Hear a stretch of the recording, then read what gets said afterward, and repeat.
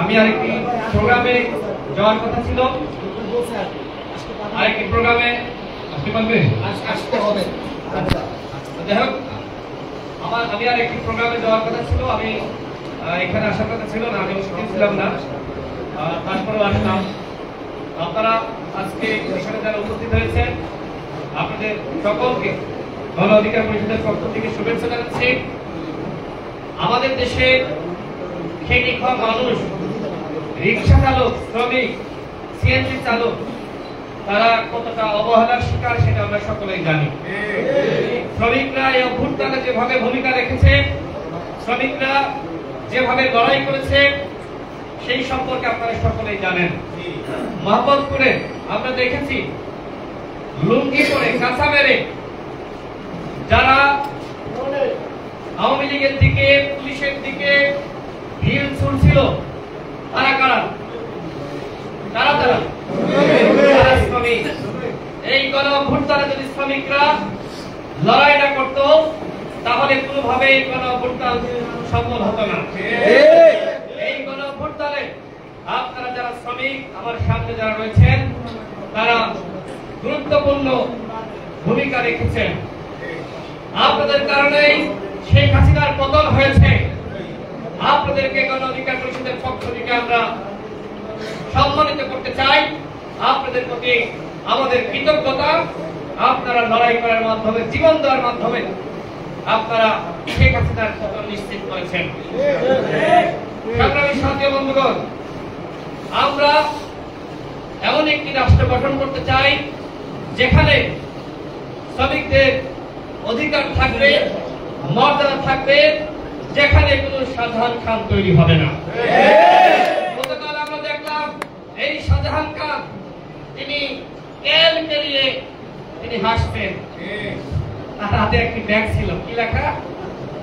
কি লেখা? ম্যাডাম। শেখ হাসিনাকে ম্যাডাম দেখে এখন আর পার পাওয়া যাবে না।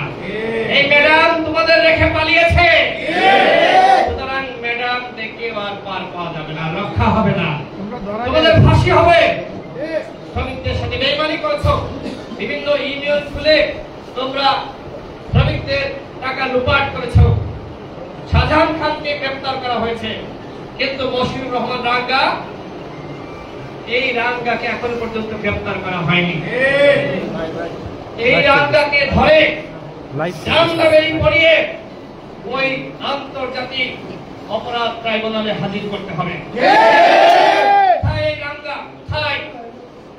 ওকে ধরতে হবে। যদি পুলিশ না খুঁজে পায় তাহলে বলুক এই শ্রমিকরা আমার সামনে যারা রয়েছে তারা রাঙ্গাকে ধরে আনবে, তারা রাঙ্গাকে ধরে পুলিশের হাতে তুলে দেবে। এই রাঙ্গা এবং শাহজাহান খান তারা যেভাবে শ্রমিকদের সাথে বেইমানি করেছে, শ্রমিকদের টাকা যেভাবে লুপাট করেছে, ইউনিয়ন খোলার নামে যেভাবে এই শ্রমিকদের ঘামের টাকা তারা পাচার করেছে, এই রাঙ্গা এবং শাহজাহান খান ওদের কোনো মাপ এই বাংলাদেশে হবে না। আরেকটি কথা আপনাদেরকে বলতে চাই, আওয়ামী লীগকে নিষিদ্ধ করা উচিত উচিত না? আপনারা বলেন। হাত উঁচু করে দেখান। আওয়ামী লীগকে নিষিদ্ধ করা দরকার? আপনারা কি একমত? এই যে আজকে আপনারা রায় দিলেন, এই রায় 5 আগস্ট আপনারা দিয়েছিলেন, বাংলার মাটিতে যারা গণহত্যা চালিয়েছে এই আওয়ামী লীগ কোন রাজনীতি করতে পারবে না। আজকে আমাদের প্রধান উপদেষ্টা বিএনপির ঘাড়ে বন্দুক রেখে আওয়ামী লীগকে পুনর্বাসিত করতে চায়। বিএনপি কোন লিখিত স্টেটমেন্ট দিয়েছে? তারা কি বলেছে যে আওয়ামী লীগ আগামী নির্বাচনে অংশ নিতে পারবে? লিখিত স্টেটমেন্ট আছে?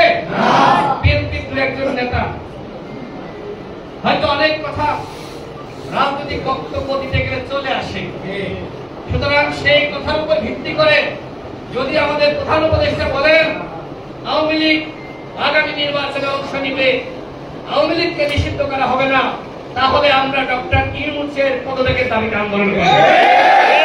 আওয়ামী লীগকে বাংলার জমিনে রেখে কোন নির্বাচন হাতে দেওয়া হবে না। কথা স্পষ্ট।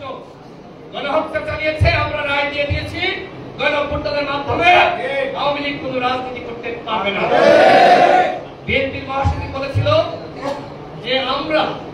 রাজনৈতিক দল হিসেবে আওয়ামী লীগকে নিষিদ্ধ করার সিদ্ধান্ত নিবে জনগণ। আর জনগণ কারা? আপনারা। জনগণ তো রায় দিয়েছে। সুতরাং মির্জা ফখরুলের কাছে যদি আপনারা সাংবাদিক ভাইয়েরা আপনারা যদি প্রশ্ন করেন যে আপনারা আওয়ামী লীগকে নিষিদ্ধ চান কিনা, এই প্রশ্ন করাই উচিত না। তিনি একজন নেতা, অনেক আন্তর্জাতিক চাপ রয়েছে, তাকে কৌশলে কথা বলতে হয়। আমরা আন্তর্জাতিক কমিউনিটির সাথে আমরা মিটিং করি, উঠা বসা করি, তারা কেউ আওয়ামী লীগের নিষিদ্ধের পক্ষে না। সেই জায়গা থেকে বড় একটি রাজনৈতিক দল, তাদের মহাসচিব হয়তো কৌশলে তিনি তার বক্তব্য দিতে পারেন, তিনি তো বলে দিয়েছেন যে জনগণ সিদ্ধান্ত নেবে। তাহলে জনগণ যে সরকারকে সমর্থন দিয়েছে, ডক্টর ইউনূস নিজেই বলেছে যে এই সরকারকে সমর্থন দিয়েছে জনগণ, আর আমাদেরকে নিয়োগ দিয়েছে ছাত্ররা। জনগণ সিদ্ধান্ত দিয়েছে নিষিদ্ধ করেন, কিসের দল বাহানা? বিএনপি জামাত গণ অধিকার পরিষদের ঘাড়ে বন্দুক রেখে আপনারা যদি মনে করেন আওয়ামী লীগকে পুনর্বাসিত করবেন, তাহলে দেশের জনগণ আপনাদেরকে গ্রহণ করবে না। আপনাদের পদত্যাগের দাবিতেই জনগণ আন্দোলন শুরু করবে। গণহত্যা বিচারের আগে আওয়ামী লীগ ইলেকশনে যাবে, মেনে নিব না। এইসব ফাইজলামি কথাবার্তা বন্ধ করতে হবে। ইতিমধ্যে আমরা দেখেছি যে এই বিষয়ে দেশের জনগণ তারা খুশি উঠেছে। মির্জা ফখরুল ইসলাম আলমগীর ইতিমধ্যে বলেছেন যে আমরাও চাই না হাসিনা ফিরে আসুক। তার মানে কি? তার মানে প্রধান উপদেষ্টার বক্তব্যের প্রেক্ষিতে তিনি বলেছেন ওই আওয়ামী লীগ আবার ফিরে আসুক, সেটি বিএনপি চায় না। কথা স্পষ্ট, বাংলাদেশে কেউ আওয়ামী লীগকে চায় না, বাংলাদেশে কেউ আর জাতীয় পার্টিকে চায় না, বাংলাদেশে কেউ আর রাশেদ খান মেনন আর হাসানুল্লাহ ইনু এদেরকে চায় না। ইনু গতকাল কি বলেছে? হাসেন, আনন্দ করেন, কত বড় ফাজিল, এতগুলো মানুষকে হত্যা করলো, হত্যার মাস্টার মাইন্ড, আর ও মানুষকে হাসতে বলে। কালকে জনগণ কোথায় ছিল? ওরা তো ডিম মারা দরকার ছিল না? কথা বলার পরে ওরা ডিম নিক্ষেপ করা দরকার ছিল, জুতা নিক্ষেপ করা দরকার ছিল। কিভাবে কথা বলে? ওদেরকে জামায়াত করা হচ্ছে জেলে। দেখেন নাই কত সুন্দর কোটি পরে এসেছে, নাদুস চেহারা, মনে হচ্ছে যে বিয়ে বাড়িতে আসছে। এটা আমাদের রুবেল 28 অক্টোবর চোখ হারিয়েছে। রুবেল এদিকে আসুন। শ্রমিক নেতা রুবেল 28 অক্টোবর চোখ হারিয়েছে। কেন? এই গণতন্ত্রের জন্য। রুবেল আমাদের অফিসে প্রায় যায়। রুবেল চোখটা দেখাও, দেখেন ছেলেটার চোখ হারিয়েছে। এই চোখ হারিয়েছে, ওর চক্ষুদান, চক্ষু বিসর্জন করেছে এই গণতন্ত্রের জন্য। ফাজলামি করবেন? ওর চোখ ফিরিয়ে দিতে পারবেন? এরকম হাজারো রুবেল চোখ হারিয়েছে, হাজারো রুবেল রক্ত দিয়েছে, হাজারো রুবেল জীবন দিয়েছে। ওদের সাথে আমরা বেইমানি করতে রাজি নয়। অধিকার পরিষদের স্পষ্ট কথা, আওয়ামী লীগকে নিষিদ্ধ করতে হবে। গণ অধিকার পরিষদের স্পষ্ট কথা, জাতীয় পার্টিকে নিষিদ্ধ করতে হবে। গণ অধিকার পরিষদের স্পষ্ট কথা, গণহত্যার বিচারের আগে বাংলাদেশে আওয়ামী লীগ কোন নির্বাচনে যেতে পারবে না। আমরা শুনছি যে আওয়ামী লীগের নেতারা তারা পদত্যাগ করবে, পদত্যাগ করে আগামী জাতীয় নির্বাচনে তারা স্বতন্ত্রভাবে তারা ইলেকশনে অংশ নিবে, স্বতন্ত্রভাবে। এই যে পাকিস্তানে আমরা দেখেছি পিটিআই যখন ইমরান খানের দলের নিবন্ধন বাতিল করা হলো, আওয়ামী লীগের সাথে পিটিআই কোনো মিল নাই। তারপর আমি বলছি, যখন পিটিআই এর নিবন্ধন বাতিল করা হলো, তখন ইমরান খানের নেতাকর্মীরা স্বতন্ত্রভাবে ইলেকশনে অংশ নিল। ঠিক একইভাবে আওয়ামী লীগ আর নৌকা মার্কায় নির্বাচন করতে চায় না। তারা আগামী নির্বাচনে স্বতন্ত্রভাবে আওয়ামী লীগ থেকে পদত্যাগ করে আওয়ামী লীগের নেতারা স্বতন্ত্রভাবে ইলেকশন করতে চায়। যদি আওয়ামী লীগের নেতাদেরকে স্বতন্ত্রভাবে ইলেকশন করতে দেওয়া হয়, ওদের টাকার অভাব আছে? হাজার হাজার কোটি টাকা লোপাট করেছে 15 বছরে। ওই টাকা দিয়ে গ্রামগঞ্জের মানুষের লিডার কিনে ফেলবে। আমরা তো জানি যে 1000 আর 500 টাকা দিলে অনেকের ভোট কেমন যায় না?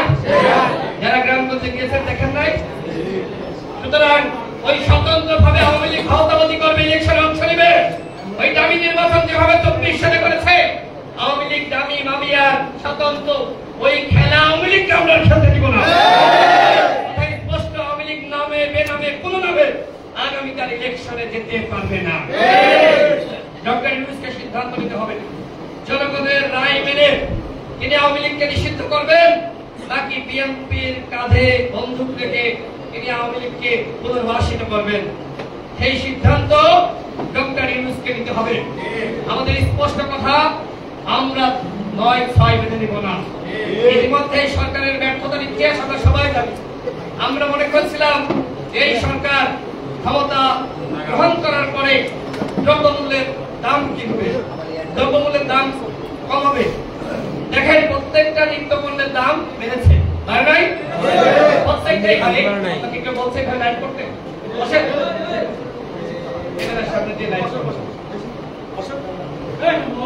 দুঃখিত, দ্রব্যমূল্যের দাম কমে নাই, আইন শৃঙ্খলা পরিস্থিতি উন্নতি হয় নাই, পুলিশ সরকারের কথা শুনছে না, সচিবালয়ের কর্মকর্তারা সরকারের কথা শুনছে না। প্রত্যেকটা জায়গায় আমরা দেখছি সরকারের কথা কেউ শুনছে না। সরকারের ব্যর্থতা ব্যর্থতা এবং ব্যর্থতা। তার মধ্যে দেখে উপদেষ্টা নিয়োগ দিচ্ছে রাজনৈতিক দলগুলোর সাথে কোনো আলোচনা ছাড়াই। 13 জন উপদেষ্টা চট্টগ্রামের, এবং এর মধ্যে অধিকাংশই এই যে উপদেষ্টা পরিষদের অধিকাংশই এনজিও সেক্টরে পারদর্শী। আমার কথা হলো যে বিপ্লবী সরকার আপনারা গঠন করলেন, তো বিপ্লবের লক্ষ্যই ওই ছাত্র 3 জন ছাড়া আর 2-1 উপদেষ্টা আসিফ নজরুল স্যার, তিনি ছাড়া বিপ্লবের পক্ষের শক্তি কই? 2018 সালে আমরা গণ অভ্যুত্থানের যে 20 সেটি বপন করেছি। 24 সালে আমাদের সভাপতি নুরুল হক তিনি জেল খেটেছেন। 10 দিন রিমান্ডে থাকার পরে যখন তাকে কোর্টে তোলা হয়, তিনি বলেছেন এই সরকারের 90% পতন হয়ে গেছে, 10% ধাক্কা দেওয়া। এত বড় কথা, এত বড় কলিজা, এত বড় সাহস নিয়ে কথা বললো। দেশের জনগণ যখন ঘরে ফিরে গিয়েছিল, মানুষ ভয়ে আতঙ্কে তারা অনেকটা চুপ হয়ে গিয়েছে, তখন এই বক্তব্যের মাধ্যমে পুরো গণতান্ত্রিক জাতিকে সাহস দেওয়া হয়েছে। বাংলাদেশের জনগণকে নতুন ভাবে আবার তাদেরকে জাগ্রত করা হয়েছে।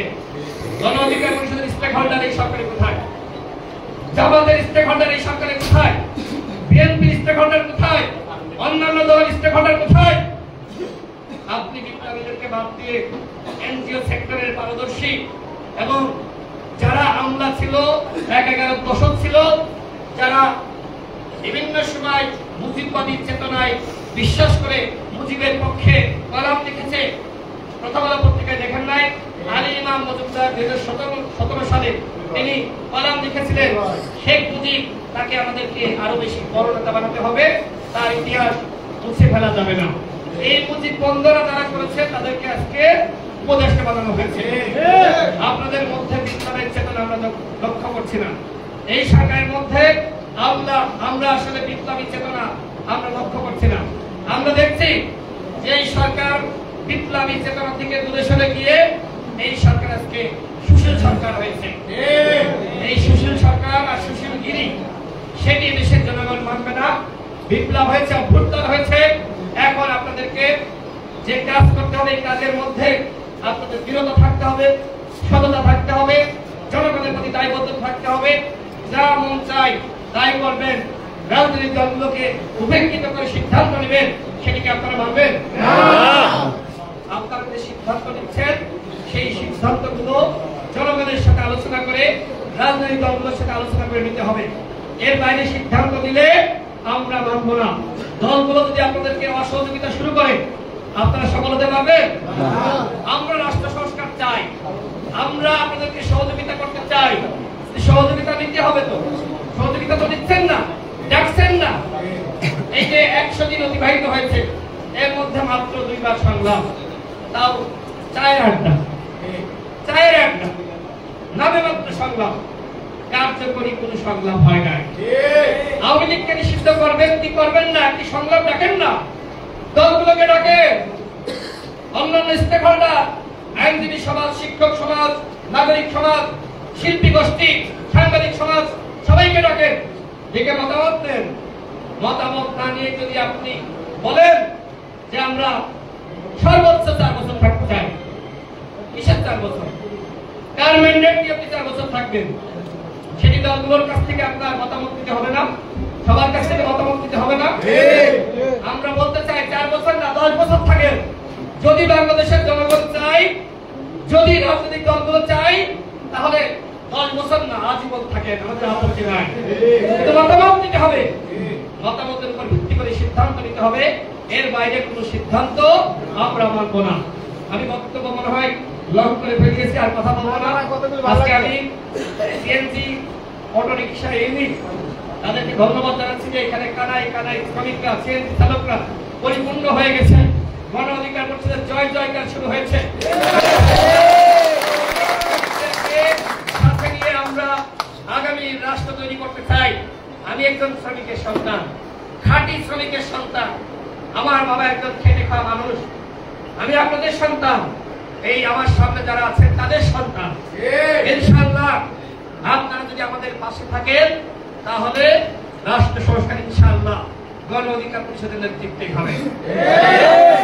পাশে থাকেন, তাহলে আপনাদেরকে সাথে নিয়ে গণতান্ত্রিক বাংলাদেশ গড়ে তোলা হবে ইনশাআল্লাহ। আপনারা যদি আমাদের সাথে থাকেন, তাহলে আপনাদেরকে সাথে নিয়ে আপনাদের অধিকার এবং মর্যাদা প্রতিষ্ঠা করা হবে ইনশাআল্লাহ। আপনারা দেখছেন, আপনাদের দাবির প্রতি আমরা পূর্ণ সমর্থন রাখছি।